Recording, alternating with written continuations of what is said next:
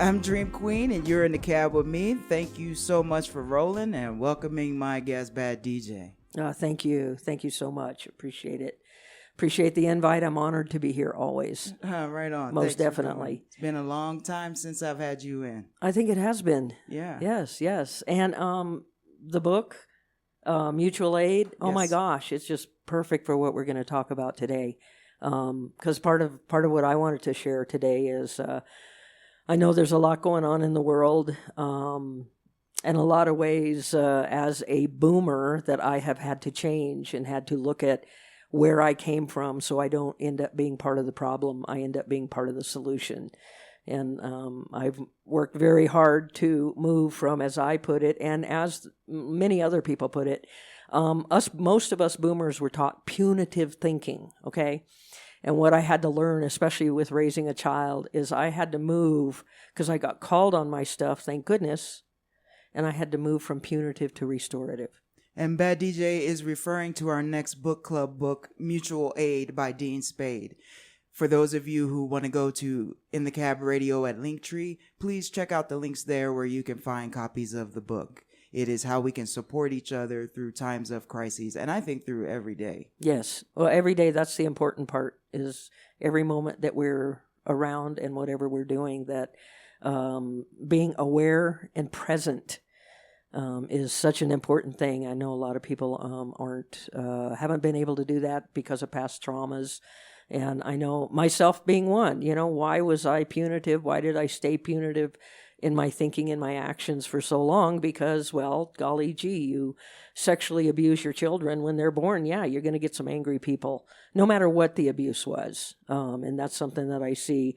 A lot of children in my age group were extremely abused. We had to go out and pick our own switches at times, gross stuff.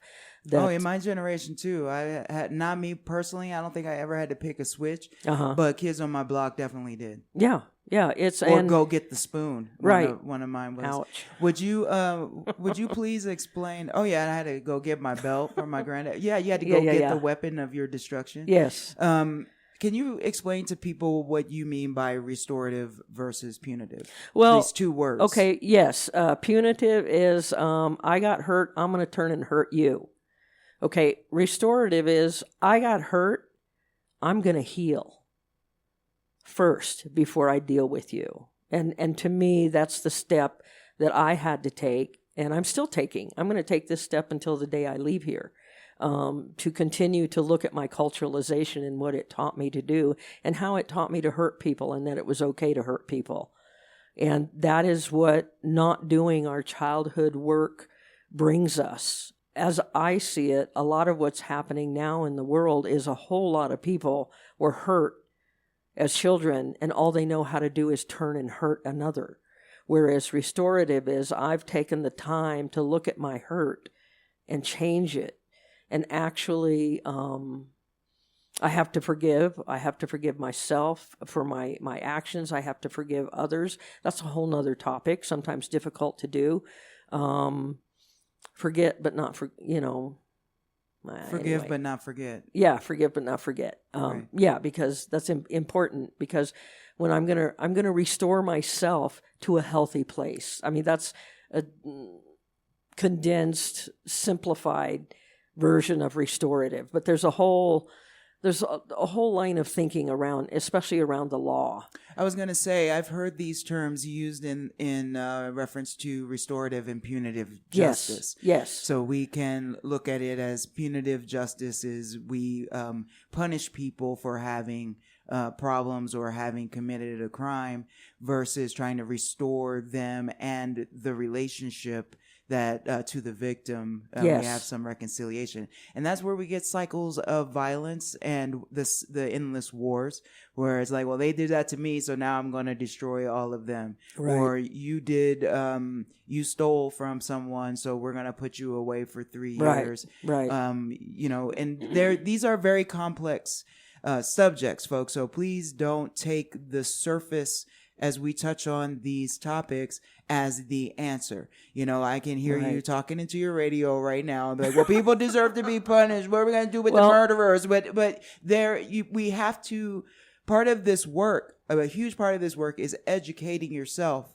and finding people who have done the studies and who have done the research and who have been in these experiences. There are plenty of organizations in the world and teachers and scholars who have done restorative justice. And I'm telling you, some of the most moving things is looking at victims sitting down with their assailants and making these restorative relationships and the compassion. Compassion is not a weakness, folks. Wanting to heal each other is not a weakness. Right. Empathy is not either. No, it's not. And we have to take these steps if we are going to have actual justice and end the cycles of violence and oppression that we all experience every day. And like I said before, if it hasn't touched you yet, it will. Yes, and that's all across the board. I don't care, left, right, up, down, where you stand in there. And I latched on to restorative. That's just me personally, because that fit with my life and what I was doing. I mean, because I have heard, like, for example, in let me just use this as an example, in Texas with the floods, I have heard people say, well, they deserve that. No, nobody deserves that. Children do not deserve to die. We do not deserve to pass on the hurt that I felt. And that's something that I work with every day to bring every iota of that out and up within myself, to be a kinder, loving person. Because that's where we have to go. We have to go to love, and we have to go to kindness, and practice empathy and grow empathy, which is totally doable. How do we do that? How do we make that muscle stronger? By doing it. And no, I haven't always been a kind person myself, but making that turn, I understand and I see very clearly that no, I do not want to pass on the hurt. And I was automatically doing that. And so thank goodness for the people around me who said, hey, that's not right. And for me personally, I run back to therapy. Therapy is something I enjoy. To me, one of the things in this culture that's very sad is that therapy is often considered weakness. And it is not. It is absolutely the opposite. When we get in and start dissecting our hurts and where they came from and the actual things that happened to us, we can move into a different place. First we have to allow that feeling literally into the body.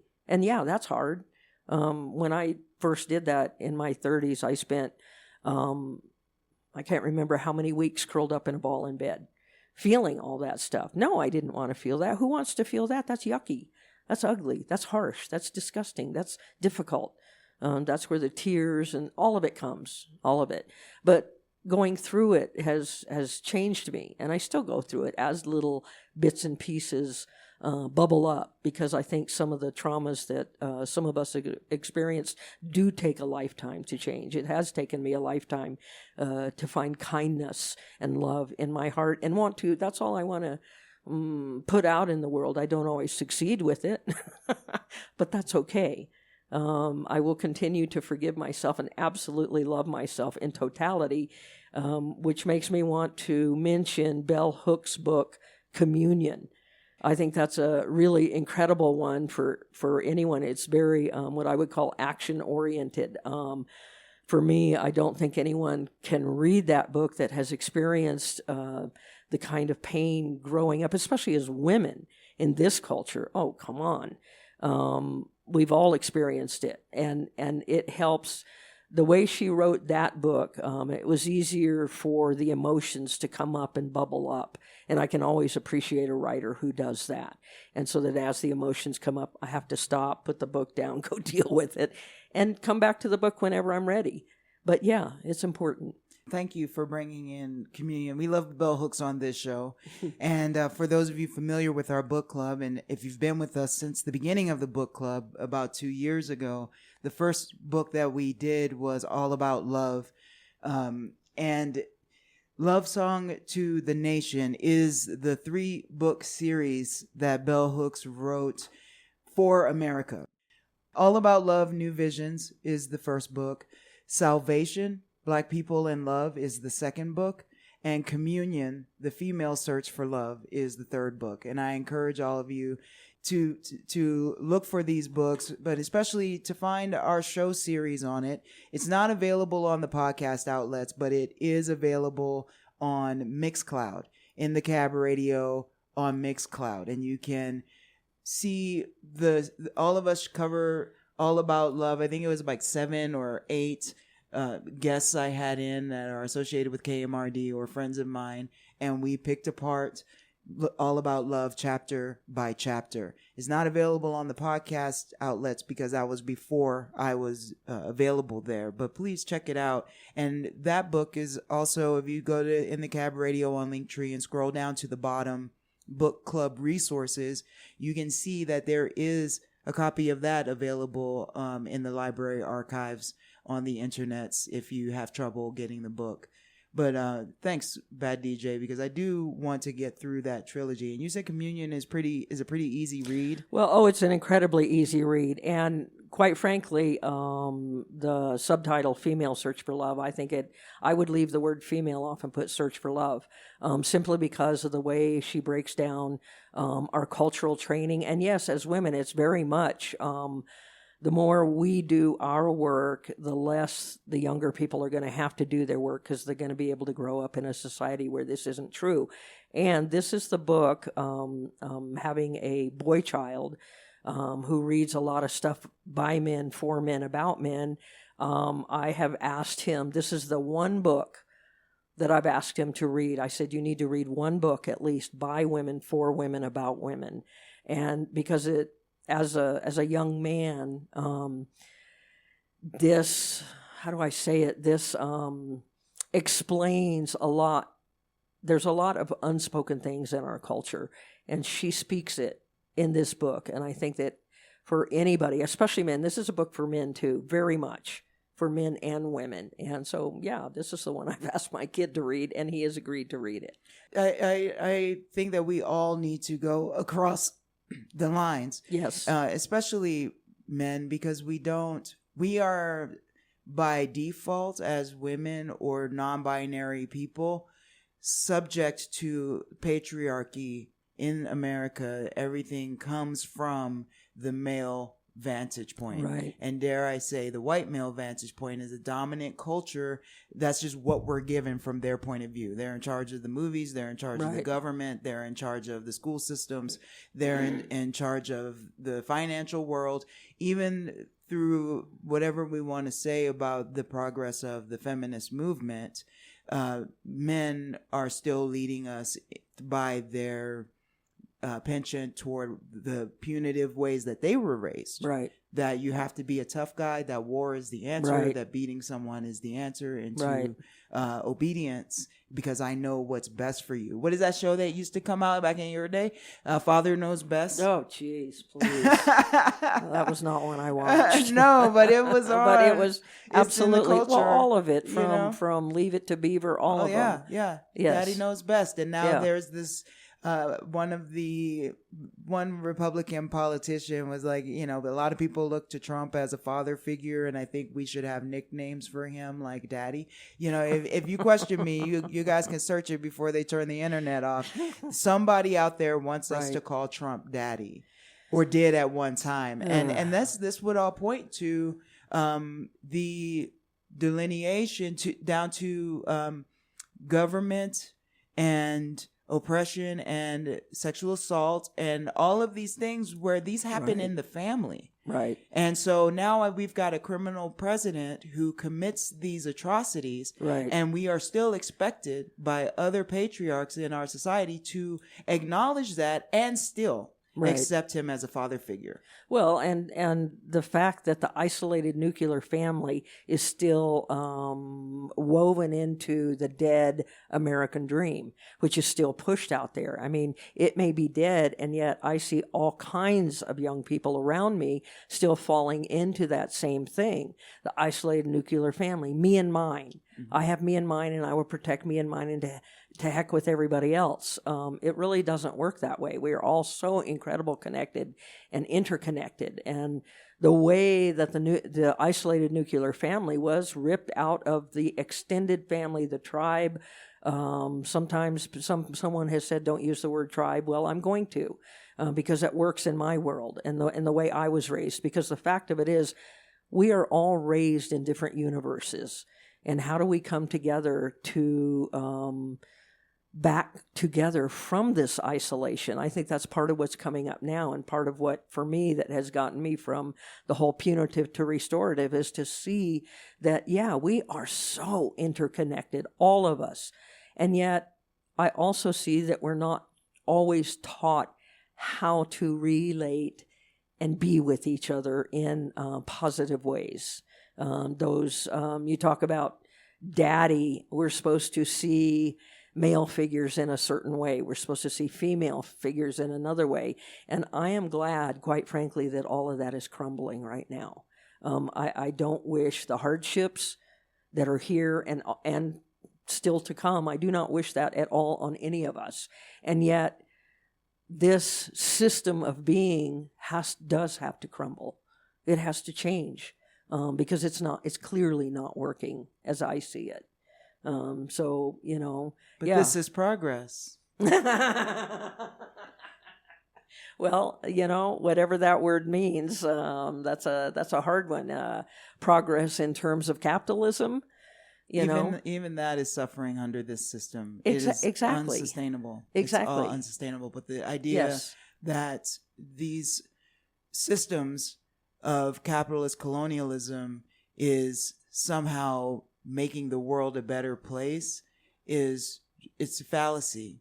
A lot of people are suffering, and there are ways to have technological advances and still use those to help people. Martin Luther King would say that our morals have to meet our technological advancement. Right, and they haven't for a long time. Technology is moving way faster than our ability to evolve as a compassionate species. Yes, we do not have the knowledge, the capacity right now to keep up with the technology morally, to bring in that word, as I see it. I mean, because, like, for example, a lot of these technologies in medicine, you got to have money. You got to have insurance. You got to get on that. I mean, my friend that just broke their back was absolutely at the right place at the right time for the right doctor who is using this new, what would I call it? This new, it rebuilds bones. It's a material that's malleable. And so they rebuilt 3 or 4 of her vertebrae, and they're growing right now. And so that the spinal cord is protected. So I consider that incredibly fortunate to be at the right place at the right time for that. But no, can most of us afford that? No. No, we can't. No. We're going to come on a music break here, and I wanted to lead into this. You had some other points here that you wanted to talk about. Well, yeah, part of the whole punitive restorative thing in my book, and something a technique that I was taught that I don't think most of us get taught in this world, is how to hold 2 things at once. And that's really important, because in order to go from punitive to restorative, I cannot unhold my experience, my anger, my frustration, the rage, all the stuff that I felt. I can change it, okay? And yet, in the other hand, I'm holding my future, my present, my kindness, the love, all of that, and they have to meet. But I don't think we were taught to hold 2 things at once in this culture. We're told, take a side. No, do not take a side. You hold one thing in the left hand, one thing in the right hand, and they don't meet with the smack of the hands. They meet in the heart, okay? And this song that you're about to go into, to me, is a really good example of holding 2 things at once. How in the world do we do that? We do it because that's how capable we are. These physiological machines are beyond belief. And the current culture that we're in does not allow that beyond belief. And I have been to the beyond belief. Wow, we're so capable. I am so capable. You are. Every single body is so capable, but the system around it doesn't want us capable. There is an idea that was brought up at our breakfast meetings that I have with other people in the community on Fridays, and the discussion that the mind is outside of the body. And I wanted to bring that up as a suggestion in this conversation as relation to consciousness versus the brain. And the mind, I believe, is what connects us to the universal, that synastry, that system that connects every being, what we may call spirit. We go there in dreams. We go there when we feel that vibe. And even when studies have been done, that even when the brain stops working, that consciousness still exists on some level. There is a response.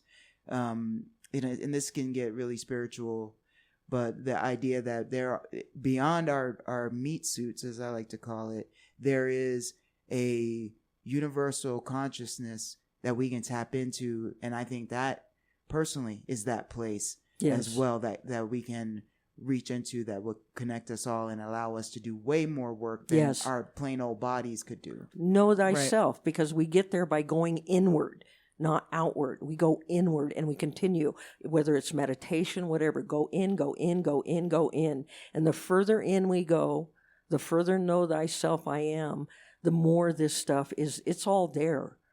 It's tappable. The power of the consciousness is, where is it? I don't know where it is, but I know the brain is the computer that gets me there every time.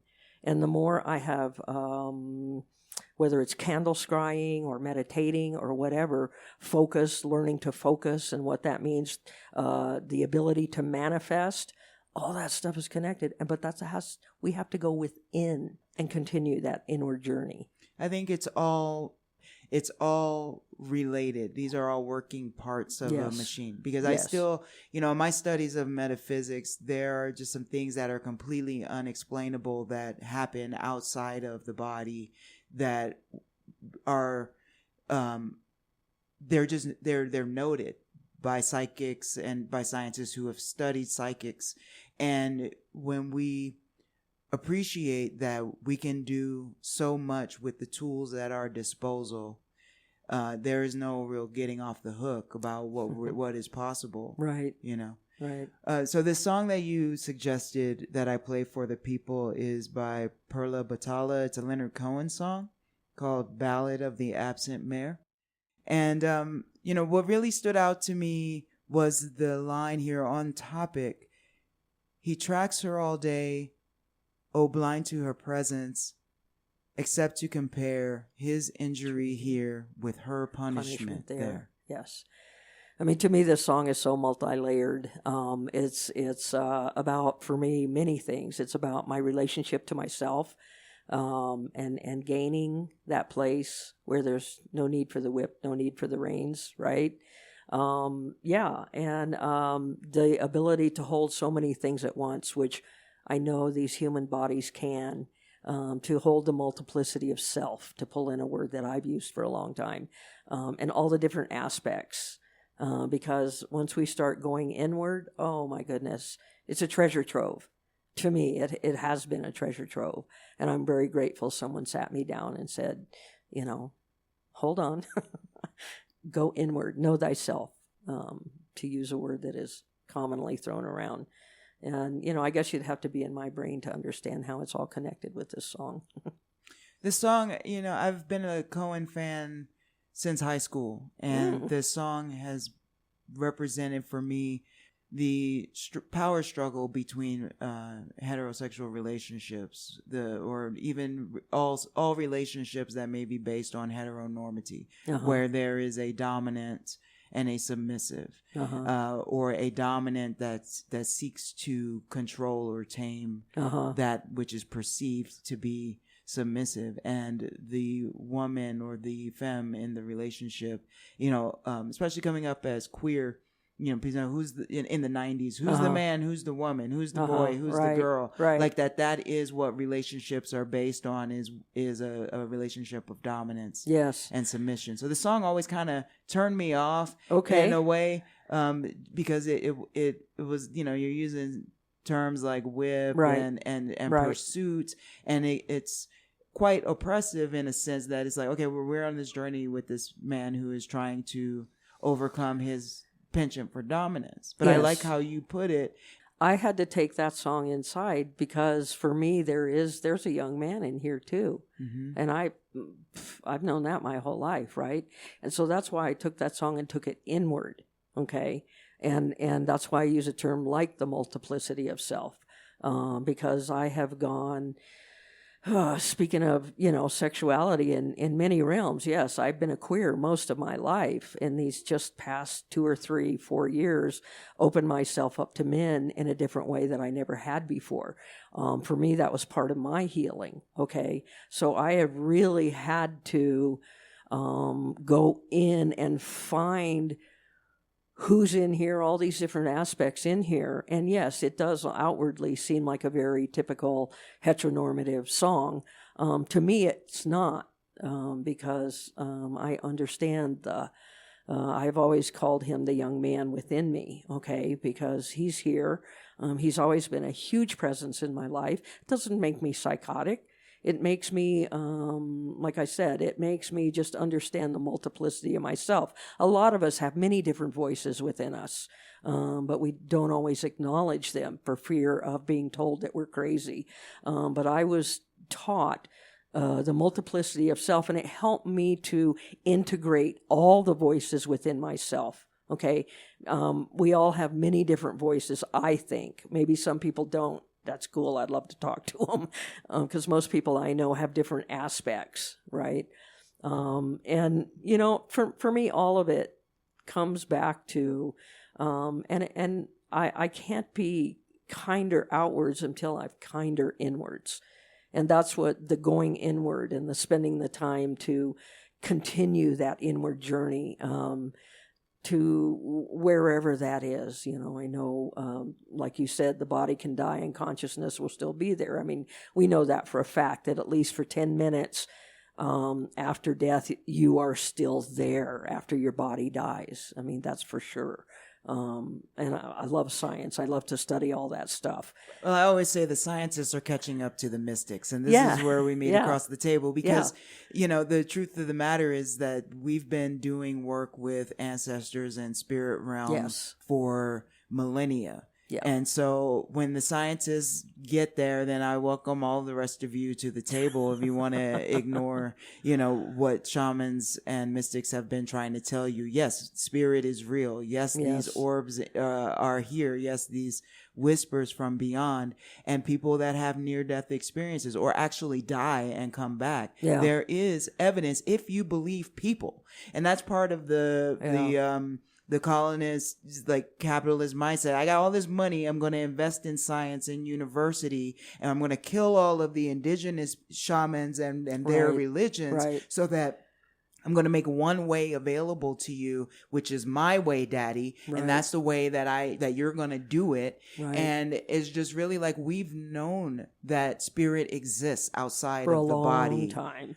For eternity, until that soul goes on to the next incarnation. And then we have children who are 3 years old explaining to their parent about B-12 bombers and their experience flying them. And they're like, how do you even know this? Exactly. And it's like, well, nobody wants to believe children, just like people don't want to believe women, just like people don't want to believe brown people. It's like, these stories are real. Yes. And you have to wait until somebody writes a dissertation at Harvard about it, because they put a molecule in an accelerator and used up all of these resources on the planet and to fund it and make it, to get back to what a shaman already told you. Yes.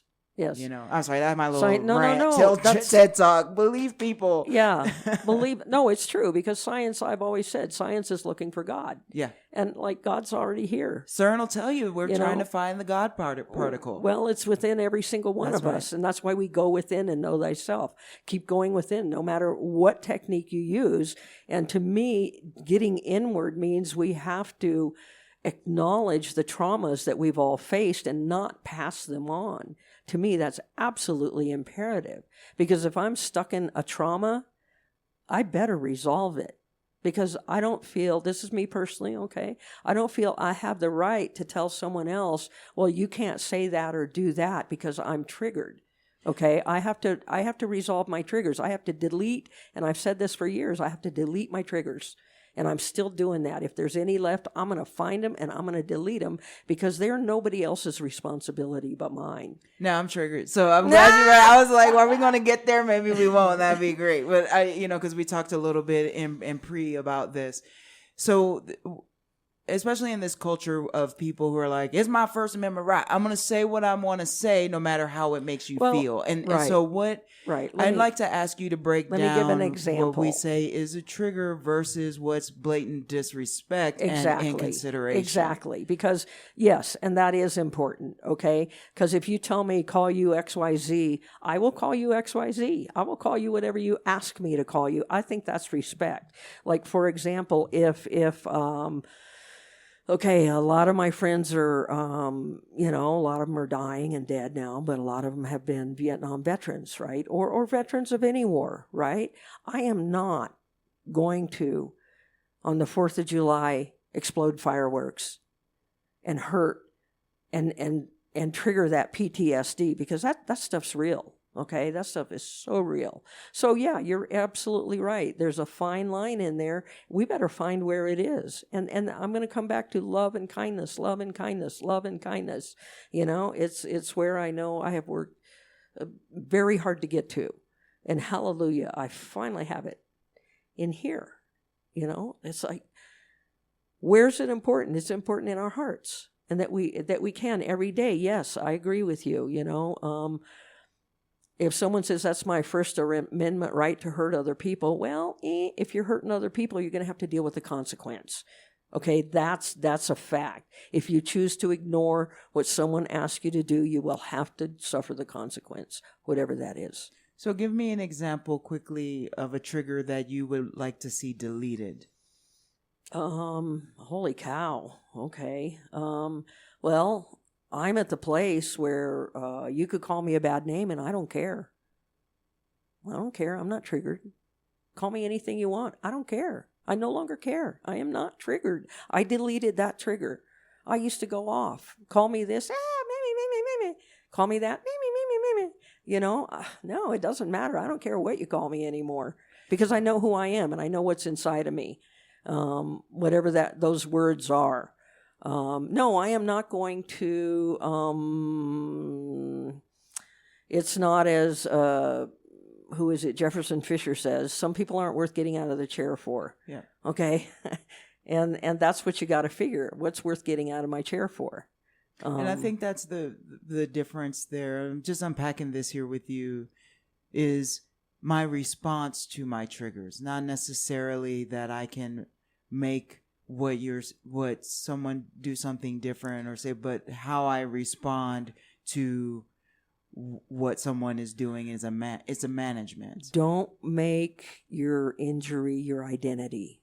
Okay? That is so important. And for a while we have to. Yes, we have to because we have to feel it, every aspect of it and all that hurt. But I'm no longer going to make my injury my identity. And where we wrap our identity around is super important. Yes. If I wrap my identity around a trigger, oh, that's mine. I'm going to own it. I want it. I want to keep it. Well, then it's still serving me. I get that. And I still think, in holding two different things at one time, I think we're saying talking about two different things here. I'm not talking about identifying with a wound. I am talking about building a society where people need to be told what we call accountability. Yes. It's like you can call me the N-word right now and I'm not going to punch you in the throat, but I will let you know that you might want to not do that. Oh my goodness. Because somebody might punch you in the throat. Right. And that's for your own protection. And also we don't need this going on in the world anymore. No, we don't. And so, It's not, oh, well, I was called this in life and now it just affects me, or I'm identifying with that wound. Yeah. It's like me personally Right. being a warrior on the path of justice and social justice and human rights. It's a part of deciding who and how is worth my energy to hold them accountable every day. No, I'm not. Right. I'm going. Somebody called me a Right. racist again yesterday, and it was just and a misogynist, a sexist, right? And that's fine, because I'm at this point now where I'm like, okay, I'm just going to be that for somebody because the truth that I carry is it reads like that to some people because it's a call out and it forces people to look at things that they don't want to look at, and that's a thing that's ingrained. It's a form of I know I'm not racist because all my friends are white. Like, really, like most of my friends are white people. Most of the people I help every day are white people. And it has been that way. And I hold no power to close a door to opportunity or harbor violence or anything like this again. So therefore, I am not hurting you by calling you out on, and our culture out on, white supremacy and patriarchy. No, it's important to be able to call people out on that. We have to. We have to hold people accountable. Absolutely. We have to hold people accountable. And folks are going to take things personally. We have to wrap it up. They are. But earlier in the first hour, I said, we can't take it personally, but we have to do the personal work. And I appreciate you and your point of view and all the work that you're doing. Every day I see you. Every time we talk, you've got a new idea on an old thing that, is just never stop learning. I see you. Right. I see you. Thank you have any final words for the audience before we make way for the next DJ? No, just be kinder. Everybody's going through something. Stay kind. Keep love in your heart, and always come from your heart. That's it. All right. I appreciate you joining Bad DJ, and blessings on your journey. We'll see you again here soon when we discuss Mutual Aid by Dean Spade. That's the book club book we're going to start in the first Saturday in September. And until then, tune in next week. We're going to have Ken Wolverton, local artist, on, and we're going to talk about, he told me, the first time he ever talked to a black person. So I'm going to get the confused American reaction on the air and unpack that story and lots of other experiences that Ken has had in life and on the road during the Vietnam era up to now in his early life. I'm looking very forward to that. And then I've got a blank slate for the 18th and then, or 16th. And then on the 23rd, I hope to have life coach, poet, artist, Oriana Lee in the studio to talk with me. And we're going to try to figure out some of the more about life. Love y'all. Thanks so much for being here. Talk to you soon. In the Cab Radio at Linktree. In the Cab Radio is produced by Jada White, a.k.a. Dream Queen. Original theme music produced by Baby Weekend Boys and Icky Mac the Beat Jugular. Learn more at In the Cab Radio at Linktree. Thank you so much for tuning in.